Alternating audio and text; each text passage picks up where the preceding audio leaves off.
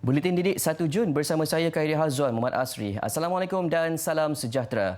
Semua kanak-kanak berusia 12 tahun dan ke bawah tidak dibenarkan berada di tempat awam atau fasiliti lain sepanjang PKP menyeluruh 3.0 kecuali atas 3 alasan: kecemasan, rawatan, pendidikan atau latihan.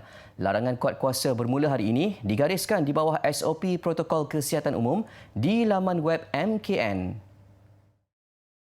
Ia termasuk di bawah kategori sama bagi SOP membabitkan pemegang lesen dan pemilik premis dalam mengendalikan perniagaan masing-masing. Semalam kerajaan menegaskan ibu bapa yang ingkar dengan membawa kanak-kanak di bawah 18 tahun ke lokasi berisiko COVID-19 termasuk ke kawasan sesak boleh diambil tindakan. Kertas siasatan boleh dibuka oleh pihak berkuasa atas kesalahan melanggar SOP yang ditetapkan. Terbaru, sebanyak 82,341 kes COVID-19 direkodkan, membabitkan golongan berusia di bawah 18 tahun. Dalam pada itu, Pertubuhan Kesihatan Sedunia WHO memberi varian COVID-19 label baharu bagi memudahkan perbincangan dan mengelak stigma. Varian United Kingdom kini dikenali sebagai varian Alpha, Afrika Selatan Beta, Brazil Gamma dan India sebagai Delta. WHO dalam satu kenyataan berkata meskipun nama saintifik ada kelebihannya, ia mungkin sukar diungkapkan atau diingati sekaligus menjadi punca salah lapor. Akibatnya orang ramai cenderung menyebut sesuatu varian mengikut tempat ia ditemui sekaligus mencetuskan stigma dan diskriminasi. Tindakan ini juga tegasnya mempermudah pelbagai kerja dan proses selain mengelak kekeliruan berikutan kod dikenal pasti sebelum ini terlalu panjang.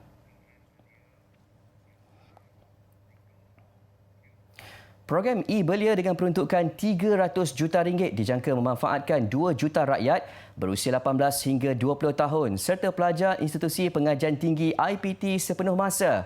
Perdana Menteri Tan Sri Muhyiddin Yassin berkata golongan belia diyakini boleh mempelopori kaedah pembayaran tanpa tunai sekaligus mendorong peniaga lain untuk menggunakan kaedah pembayaran sama. Berucap sempena pelancaran maya program e-Belia, beliau menjelaskan program berkenaan adalah inisiatif Belanjawan 2021 yang telah ditambah baik melalui program strategik memperkasa rakyat dan ekonomi pemerkasa. Menerusi program itu, nilai kredit ditingkatkan daripada RM100 ke RM150 bagi setiap penerima dan dipadankan oleh penyedia e-dompet melalui pelbagai inisiatif tambahan seperti baucer dan pulangan tunai. Para belia di negara ini amat bertuah kerana dapat memanfaatkan aplikasi digital bagi menambah ilmu pengetahuan, berkomunikasi dengan satu sama lain serta mencari peluang pekerjaan dan perniagaan. Kerajaan sentiasa menggalakkan belia untuk terus meneroka inovasi dan menjadi pencetus idea seiring dengan perkembangan teknologi terkini. Tambahnya, kerajaan menyediakan pelbagai peruntukan dana kepada belia yang mahu menceburkan diri dalam perniagaan. Ia termasuk dana automasi dan digital yang menerapkan elemen digital dalam operasi perniagaan. Kesatuan Telekomunikasi Antarabangsa Bangsa-Bangsa Bersatu meletakkan Malaysia sebagai negara yang mempunyai warga digital tertinggi di dunia yang terdiri daripada golongan muda berusia antara 15 dan 24 tahun yang menggunakan internet secara aktif sekurang-kurangnya 5 tahun. Sementara itu, menerusi program e-Belia, kerajaan berharap momentum positif itu dapat diteruskan sebagai kesinambungan kepada program e-Penjana dalam memaju peralihan digitalisasi keuangan. Berdasarkan statistik tahun lalu, pendaftaran di bawah program e-Penjana menyaksikan 4 juta pengguna e-dompet baharu selain daripada lebih 36,000 peniaga mendaftar dengan penyedia e-dompet. Baru-baru ini juga melalui tinjauan umum didapati bahawa orang ramai menggunakan lebih daripada satu e-dompet. Penyedia perkhidmatan e-dompet yang terlibat dalam e-Belia secara keseluruhan mempunyai 30 juta pengguna aktif dan jaringan lebih 1 juta peniaga di dalam dan di luar talian. Jaringan yang kukuh dan luas ini membolehkan program e-Belia ini dilaksanakan secara menyeluruh di seluruh negara dan mencapai lebih ramai belia dan pelajar. Kejayaan program itu tambahnya adalah hasil kerjasama penuh syarikat penyedia e-dompet dan beberapa kementerian, antaranya Kementerian Pendidikan, Kementerian Pengajian Tinggi serta Kementerian Belia dan Sukan.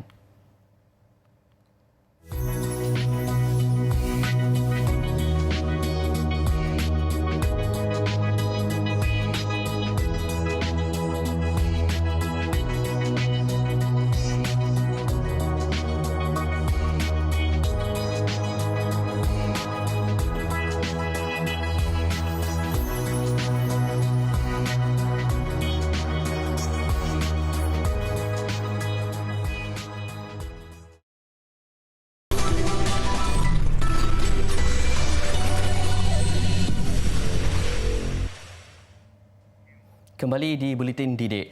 Kementerian Sumber Manusia mengalu-alukan semua pihak mengambil peluang sepanjang tempoh PKP ini untuk mendaftar e-latih yang menawarkan lebih 400 kursus secara percuma. Inisiatif yang dilancarkan Februari lalu bagi meningkatkan kemahiran dan nilai tambah sebagai persiapan di alam kerjaya. Tempoh kursus dibuka sehingga 5 Februari tahun depan. Sebanyak 12 bidang kursus ditawarkan, antaranya pendigitalan, kemahiran keuangan, kesihatan dan keselamatan, industri khusus, bahasa serta pemasaran dan inovasi. Semua rakyat Malaysia terutama pencari kerja digalakkan mendaftar dalam tempoh pergerakan terhad ini bagi mempelajari kemahiran baru untuk mendapatkan peluang yang mungkin menanti mereka dalam masa terdekat. E-latih tersedia untuk semua rakyat Malaysia dan boleh diakses di laman sesawang tertera.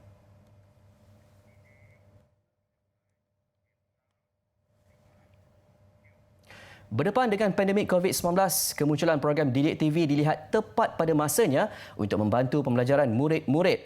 Menampilkan kaedah pengajaran moden, Didik TV menarik minat pelajar melalui konsep edutainment. Pembelajaran yang dahulunya disifatkan membosankan, kini lebih menyeronokkan melalui penyampaian yang lebih kreatif dan santai. Berpengalaman selama 15 tahun dalam bidang pendidikan, Cikgu Muhammad Ridwan Abdullah Sani atau lebih dikenali sebagai The Great Teacher Ridwan teruja dapat berkongsi ilmu melalui medium yang berbeza. Sejak COVID-19 melanda negara tahun lalu, guru mata pelajaran sejarah di Sekolah Menengah Agama Datuk Kelana Petra Makmur Seremban Negeri Sembilan ini pernah beberapa kali menjadi tetamu undangan menerusi segmen Teras dan Teroka. Yakin mana-mana rakan cikgu lain juga berhadapan dengan vibe yang sangat berbeza. Untuk kali pertama berhadapan dengan kamera, masuk ke dalam studio, set dekat studio. Saya ingat lagi kali pertama untuk saya datang ke Didik TV, saya punya live adalah pukul 8 pagi dan saya telah pun berada di Seri Pentas seawal jam 5.30 pagi. 5.30 pagi saya dah berada di sini kerana itu kali pertama. Keadaannya memang tak sama. Ada rasa seronok, ada rasa gementar, semestinya gementar kita manusia biasa, tetapi mengenangkan bahawa ini adalah ruang dan peluang untuk membantu pelajar-pelajar kita agar tidak ketinggalan, kita meneruskan juga. Mengakui cabaran yang berbeza menjalankan pengajaran melalui kaca televisyen, Cikgu Ridwan bagaimanapun seronok dapat membantu pelajar-pelajar di seluruh negara melalui penyampaiannya yang bersahaja dan mesra pelajar. Daripada pengalaman saya sendiri melihat maklum balas daripada anak-anak pelajar saya, bila sekolah dibuka, kami tidak ada masalah untuk menyambung bab yang seterusnya. Maksudnya apa yang telah diajar di dalam Didik TV tidak perlu diulang lagi. Maksudnya pelajar menerima dengan baik maklumat yang dapat dan kalau kita tengok maklum balas daripada pelajar juga menyatakan ianya lebih mudah dan convenient kepada mereka lah untuk menerima isi pembelajaran tersebut. Dianggap sebagai salah satu subjek yang susah kerana perlu banyak menghafal, Afifah Mardiah Rohadi mengikuti sesi pembelajaran sejarah di Didik TV sebagai persiapan menduduki peperiksaan PT3 tahun hadapan. Jika sebelum ini sejarah menjadi mata pelajaran yang paling lemah baginya, kini Afifah merasai sendiri peningkatan daripada segi pemahaman bagi subjek itu. Saya mengenali Didik TV dari guru-guru sekolah saya. Mereka menyarankan saya dan kawan-kawan menonton Didik TV sewaktu cuti sekolah. Setelah saya menonton Didik TV, saya menjadi lebih faham tentang isi kandungan pelajaran tersebut. Bagi Puteri Nurul Iman Abdullah pula, pembelajaran sejarah dirasakan lebih menyeronokkan apatah lagi cikgunya sendiri muncul di kaca televisyen. Saya lebih suka segmen Teras di Didik TV. Subjek yang saya minat pun ada dalam Teras tu. Subjek yang saya minat ialah subjek sejarah dan cikgu yang terlibat dalam segmen tu seperti cikgu GTR, The Great Teacher Ridwan. Cikgu The Great Teacher Ridwan ni menyebut tajuk yang saya suka dan tajuk yang dia bawa tu pun tajuk yang menarik pada saya. Dan saya tak mudah mengantuk kalau saya tengok Didik TV. Kalau dicampak bunga, takkan dibalas dengan tahi. Jangan khianati atau bersikap tidak mengenang budi terhadap orang yang telah membantu kita.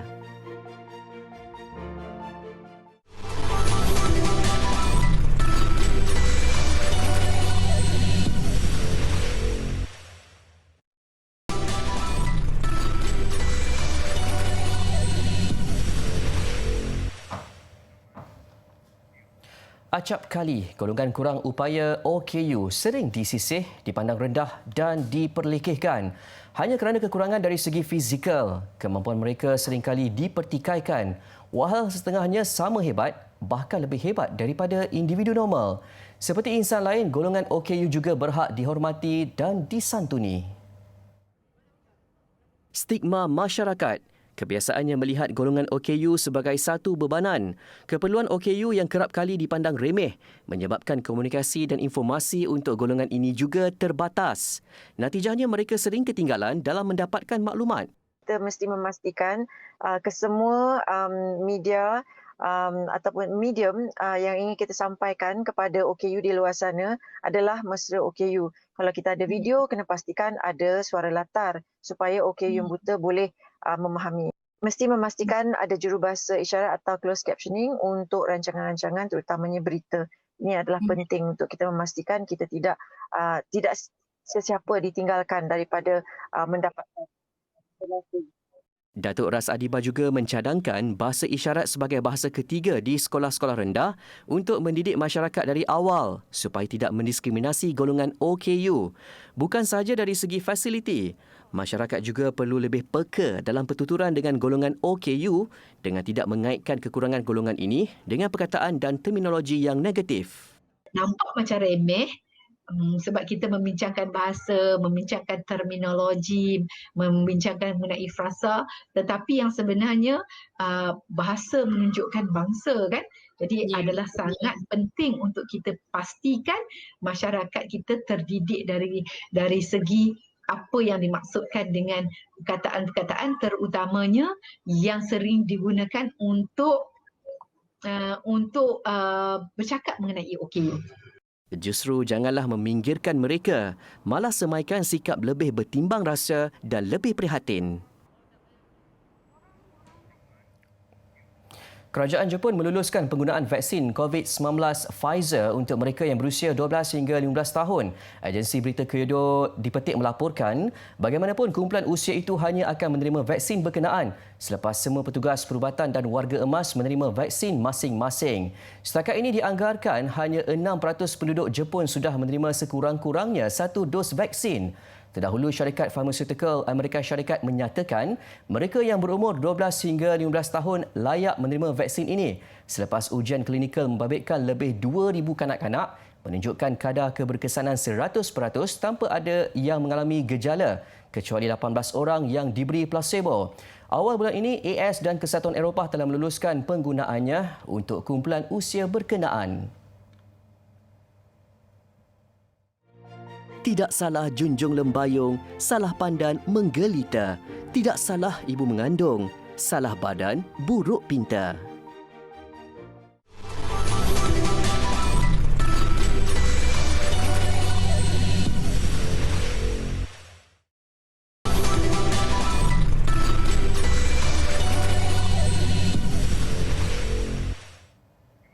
Masih di Buletin Didik, tindakan Jawatankuasa Olimpik Antarabangsa IOC mewajibkan semua atlet dan pegawai menandatangani surat aku janji untuk mengambil bahagian pada Tamasya Sukan Olimpik 2020 di Tokyo diterima dengan perasaan bercampur baur oleh atlet kebangsaan.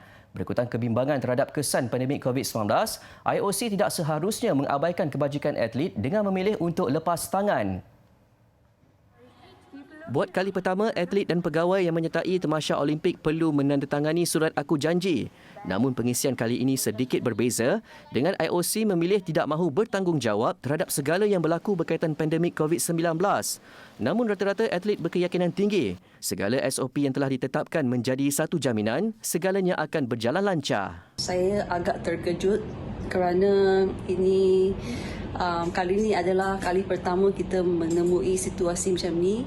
Dan bagi saya rasa sepatutnya IOC kena responsible for our safety. But I think we should be okay sebab kita dah divaksinasi dan saya rasa if we follow the SOP then should be okay, should be alright. Kontingen Malaysia ke Tokyo, badminton sekali lagi akan tampil dengan kumpulan terbesar atlet negara. Skuad badminton akan diketuai pemenang pingat perak acara beregu campuran, Chan Peng Sun, Goh Liu Ying. Selain 6 muka baharu, Lee Zijia dan Sonia Chia dalam kategori perseorangan lelaki dan wanita, dan gandingan Aaron Chia, Soh Wun Yik dan Chow Mei Kwan, Lee Meng Yin untuk beregu lelaki dan wanita. Pastinya perkembangan terkini, IOC berhubung surat aku janji berkenaan sudah berada dalam radar Persatuan Badminton Malaysia BAM. Dari segi kita, dari pemain-pemain dan juga jurulatih semua, kita memang terus mahu untuk pergi menyertai Tokyo 2020 punya Olimpik lah kali ini.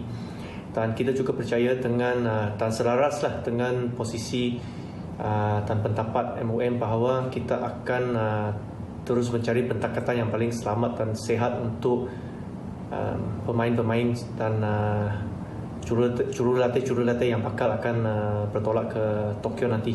Tamasya Sukan Olimpik yang sepatutnya berlangsung tahun lalu terpaksa ditunda selama setahun berikutan penularan pandemik COVID-19. Menerusi ketetapan IOC, Sukan Olimpik 2020 akan membuka tirai pada 23 Julai ini, hanya berbaki kurang 2 bulan lagi. Baik, bagi sesiapa yang berminat untuk menghasilkan filem pendek dan tarian, jangan lepaskan peluang untuk menyertai program WAVE Awards 2021, anjuran Fakulti Filem, Teater dan Animasi Universiti Teknologi Mara Kampus Puncak Perdana. Pertandingan yang turut terbuka kepada pelajar itu menawarkan hadiah terkumpul berjumlah RM33,000 untuk dimenangi. Inisiatif anjuran bersama Yayasan Hasanah dan Perbadanan Kemajuan Filem Nasional Malaysia FINAS itu bagi menyeru masyarakat untuk sama-sama memahami kehidupan normal baharu melalui pertandingan karya filem pendek dan tarian.